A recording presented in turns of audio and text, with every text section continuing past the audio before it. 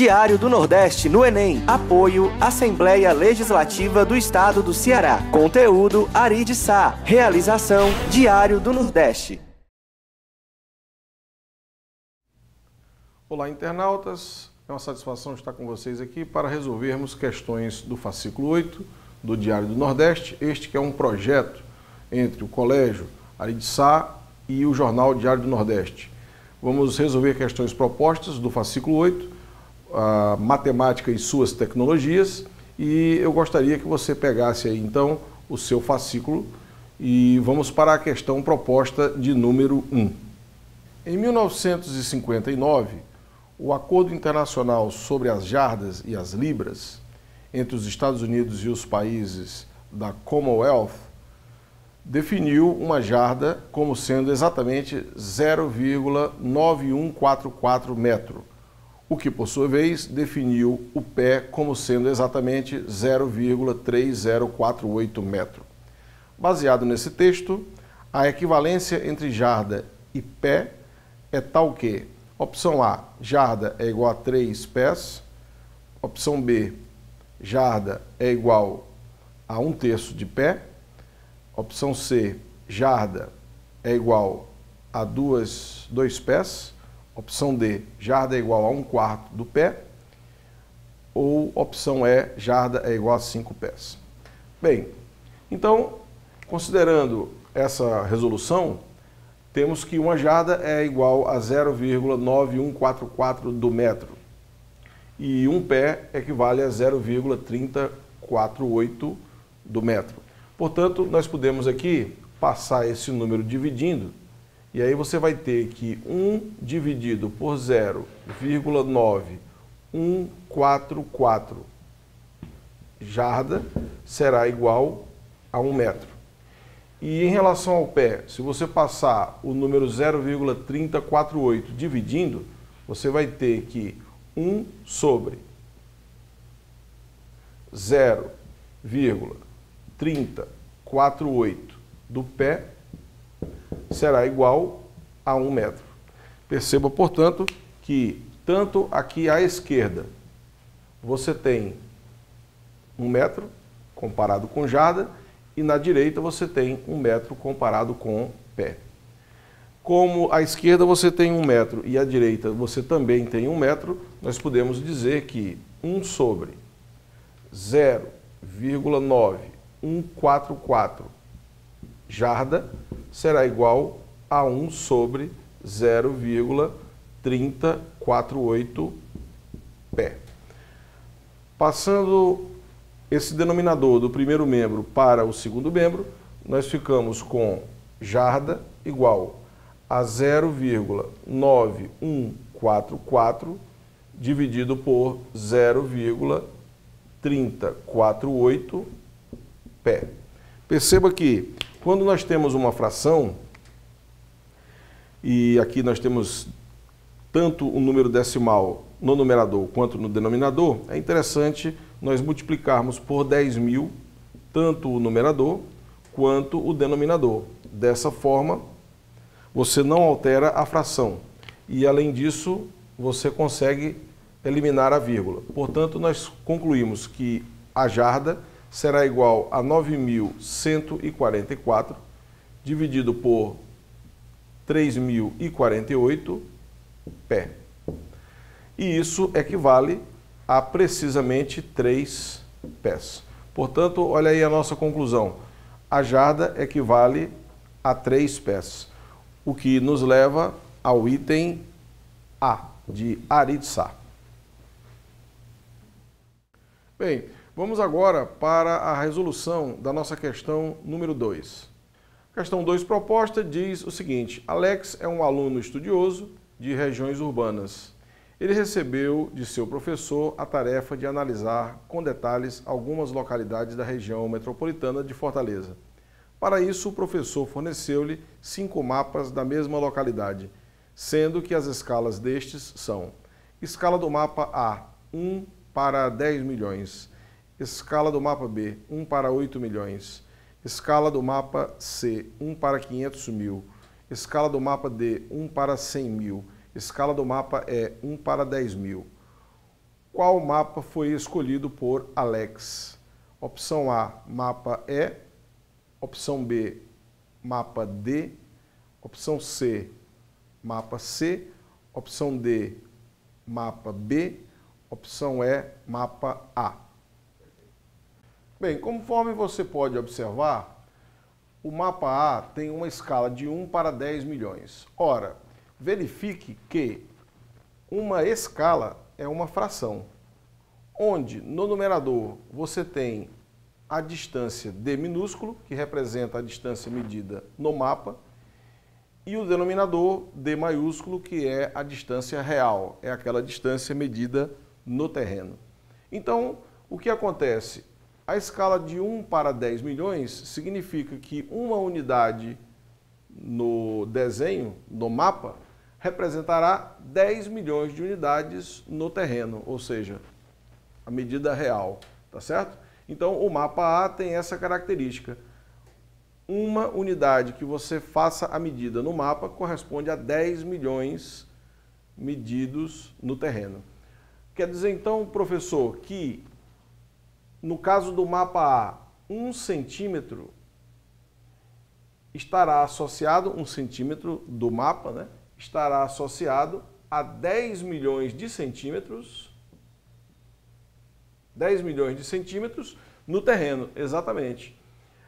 Ou ainda, você pode até raciocinar o seguinte, 1 centímetro no mapa vai corresponder, por exemplo, a, cortando aqui 2 zeros, a 100 mil metros no terreno. Então perceba a escala do mapa A. 1 centímetro no mapa vai corresponder a 10 milhões de centímetros, o que equivale a 100 mil metros no terreno, tá certo? É sempre bom lembrar aos nossos internautas que existe uma convenção para a montagem das escalas. O numerador deve ser sempre a unidade e tanto o numerador quanto o denominador devem seguir a mesma medida de comprimento. Então, por que o mapa A está escrito 1 para 10 milhões? Porque 1 centímetro no mapa equivale a 10 milhões de centímetros no terreno, ou na medida real. Também poderíamos dizer 1 metro no mapa equivale a 10 milhões de metros no terreno, e assim sucessivamente. Eu coloquei aqui, nesse exemplo, apenas uma equivalência entre 10 milhões de centímetros e 100 mil metros, para que o aluno possa ter uma melhor visualização do que representa 10 milhões de centímetros, ou seja, 100 mil metros. Então, não podemos montar a escala do mapa A dessa forma. 1 centímetro está associado a 100 mil metros. Não. É uma unidade para 10 milhões de unidades, ou seja, 1 centímetro para 10 milhões de centímetros, ou então 1 metro para 10 milhões de metros e assim por diante, ok? Vamos em frente. Traçando então um paralelo para a escala do mapa B, o que é que nós percebemos? Que 1 centímetro estará associado a 8 milhões de centímetros no terreno, o que significa que 1 centímetro estará associado a 80 mil metros no terreno. E o que significa a escala do mapa C? O mapa C, você teria 1 centímetro associado a 500 mil centímetros ou 1 centímetro associado a 5 mil metros no terreno. 1 centímetro no mapa estaria associado a 5 mil metros no terreno. O mapa D, por sua vez, a cada 1 centímetro no mapa seria 100 mil centímetros no terreno, o que implica, também podemos dizer, 1 centímetro no mapa equivalendo a 1000 metros no terreno. E por fim, o mapa E, você tem que 1 centímetro no mapa corresponderia a 10 mil centímetros no terreno, ou ainda 1 centímetro no mapa iria corresponder a 100 metros. Ora, o aluno ele quer maior detalhe para estudar essa região. Evidentemente que o mapa que nos permite ter maior detalhamento de figura, de imagem, é o mapa do item E. Por quê? Porque ele consegue colocar no mapa em 1 centímetro os detalhes que existem em 100 metros. Então ele consegue comprimir todos os detalhes de 100 metros em 1 centímetro. Veja, portanto, no caso aqui do mapa A, ele teria que comprimir detalhes de 100 mil metros em 1 centímetro do mapa. E se você quer um mapa mais detalhado, evidentemente que você tem que fazer o contrário. Colocar nesse 1 centímetro características de uma distância menor. Então veja que no mapa E, os detalhes de 100 metros cabem em 1 centímetro. Então você consegue ver isso com mais detalhe, com maior detalhamento. Em resumo, o que você percebe? Quando você tem o numerador de uma escala, você tem o número 1 e o denominador é variável. Para aqueles mapas cuja escala, o denominador é menor, tem um maior nível de detalhamento. Então, no caso do mapa E, ele possui, nessa sua escala, o menor denominador, que é 10 mil. Portanto, ele tem um maior detalhamento. Então, o mapa escolhido por Alex representa a opção A, correspondente ao mapa E. Bem, pessoal, agora vamos para questões que abrangem a competência 4, começando aí com a questão de número 11. Então, abra aí o seu fascículo, questão 11 proposta. No Brasil, usa-se a escala Celsius para expressar temperaturas, enquanto nos países de língua inglesa é comum o uso da escala Fahrenheit. Para converter uma temperatura expressa em graus Fahrenheit para graus Celsius, subtraímos 32 do valor em Fahrenheit e depois multiplicamos por 5 sobre 9. Qual dos gráficos abaixo representa a relação entre grau Fahrenheit e grau Celsius? Bem, observe que, pelo dito no enunciado, o Celsius em função de Fahrenheit será dado por C igual a 5 sobre 9, que multiplica F menos 32. Muito bem. Então, verifique que, multiplicando 5 nonos pelo parênteses, nós teremos 5 nonos vezes F menos 5 vezes 32 sobre 9. Ou ainda, nós podemos dizer que C é igual a 5 nonos vezes F menos 160 sobre 9. Perceba que a função que nós temos do grau Celsius em função do Fahrenheit é uma função do primeiro grau. Vamos colocar aqui a nossa função do primeiro grau tradicional. Y é igual a A, que multiplica X, mais B. O prezado aluno deve lembrar que o A é o chamado coeficiente angular. Comparativamente, ele vale 5 sobre 9. O B é o chamado coeficiente linear e ele vale menos 160 sobre 9. Perceba que o C faz o papel do Y e o F faz o papel do X. Portanto, quando você observa o plano cartesiano, evidentemente que você vai ter o F na posição do eixo X e o C na posição do eixo Y. É bom lembrar que, como trata-se de uma reta, o gráfico será retilíneo. Observe também que o coeficiente angular é 5 sobre 9, que é um número maior que zero. Então, muita atenção, o A é o coeficiente angular, vale 5 sobre 9, e esse resultado, esse número, é positivo. O que é que significa isso? Que será uma função do primeiro grau crescente. E o B, que é o coeficiente linear, ele é negativo. E o que é que significa isso? É o ponto em que a reta toca o eixo vertical. Ora, com essas características, só podemos ter um gráfico que tem essa forma. Verifique que a reta corta o eixo vertical, que é o eixo graus Celsius, num valor negativo, no caso, menos 160 sobre 9, e veja também que é uma reta crescente, por conta do A, que é positivo. Aí você pergunta, professor, e esse ponto onde a reta toca o eixo horizontal? Bem, esse ponto é chamado raiz da função. E se você quiser verificar quanto ele vale, basta você igualar a função a zero. Igualando-se essa função a zero, o que é que você percebe? 5 sobre 9 vezes f menos 32 igual a zero equivale a dizer que f menos 32 é igual a zero.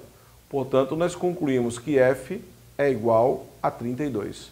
Essa é a raiz da nossa função. Portanto, esse número que você observou, onde a reta corta o eixo horizontal, vale precisamente 32. Então, das opções que nós temos, só pode ser a opção A, de aprovação. Prezados alunos, vamos agora resolver mais uma questão relativa à competência 4, que é a questão proposta número 19 do nosso fascículo 8. Vamos à questão.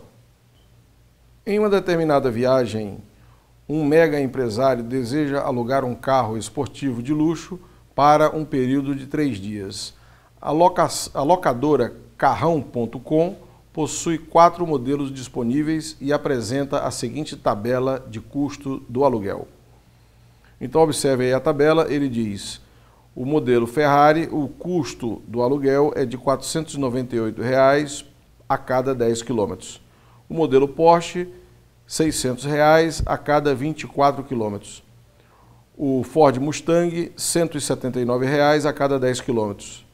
E o Camaro, R$ 199 a cada 10 km.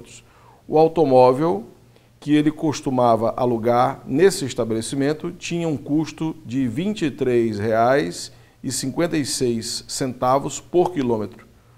Com o intuito de escolher um dos citados que lhe dê relação custo-benefício próximo ao que ele já costumava alugar, então, opção A, deve optar pelo Chevrolet Camaro e sua economia em relação ao carro anteriormente alugado será de R$ 1,44 por quilômetro. Opção B, deve decidir pelo Ford Mustang e sua economia em relação ao carro anteriormente alugado será de R$ 3,66 por quilômetro. Opção C, deve optar pelo Porsche 911 Carrera e sua despesa aumentará em relação ao carro anteriormente alugado no valor de R$ 1,44 por quilômetro. Opção D, deve decidir pelo Porsche 911 Carrera e sua economia em relação ao carro anteriormente alugado será de R$ 3,66 por quilômetro. E, finalmente, a opção E, deve optar pelo Chevrolet Camaro e sua economia em relação ao carro anteriormente alugado será de R$ 5,66 por quilômetro. Nós temos aqui a tabela resumida do que nós tínhamos no enunciado. Então perceba que a Ferrari ela sai por um custo de R$ 498 para cada 10 km, o Porsche R$ 600 para cada 24 km, o Mustang R$ 179 a cada 10 km e o Camaro R$ 199 a cada 10 km. E vamos observar então opção por opção.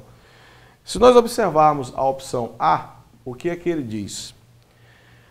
Que o empresário deve optar pelo modelo Camaro e sua economia em relação ao carro anteriormente alugado será de R$ 1,44 por quilômetro. Ora, no caso do Camaro, observe bem, o custo dele vai sair R$ 199 a cada 10 quilômetros, ele vai ter, dividindo 199 por 10, o seu custo será de R$ 19,90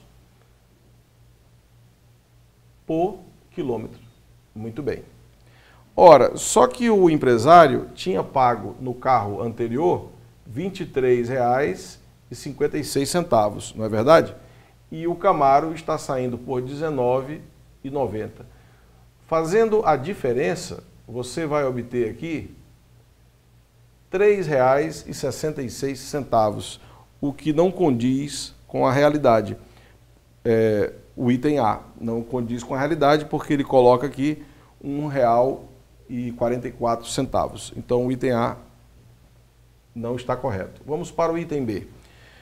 Deve decidir pelo Ford Mustang e sua economia em relação ao carro anteriormente alugado será de R$ 3,66 por quilômetro. Ora, se nós observarmos o Ford Mustang, você percebe na tabela que ele custou, ou ele custa, né? Aqui na nossa tabela, R$ 179,00 para 10 quilômetros. Isso implica um custo de R$ 17,90 por quilômetro. Perceba que o empresário pagou no carro que ele tinha alugado antes R$ 23,56. E agora ele vai pagar pelo Mustang R$ 17,90. Fazendo a diferença, né, nós ficamos aqui com R$ 5,66. Portanto, o item B, a opção B, não condiz com a realidade. Vamos para a opção C. A opção C diz: deve optar pelo Porsche e sua despesa aumentará em relação ao carro anteriormente alugado no valor de R$ 1,44 por quilômetro. Muito bem, então se você der uma olhada aí na situação do Porsche, segundo a tabela,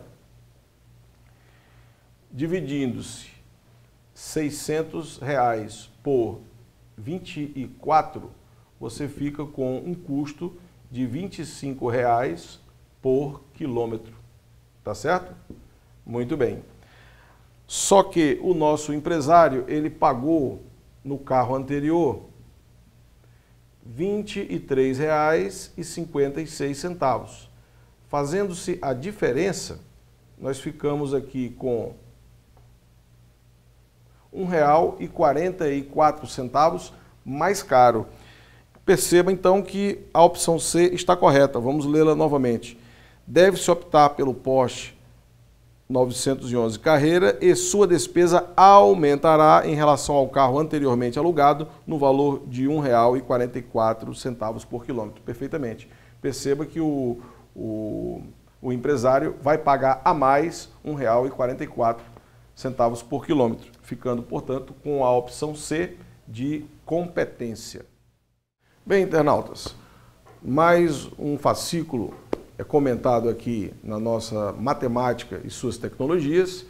Vimos duas questões relativas à competência 3 e outras duas relativas à competência 4.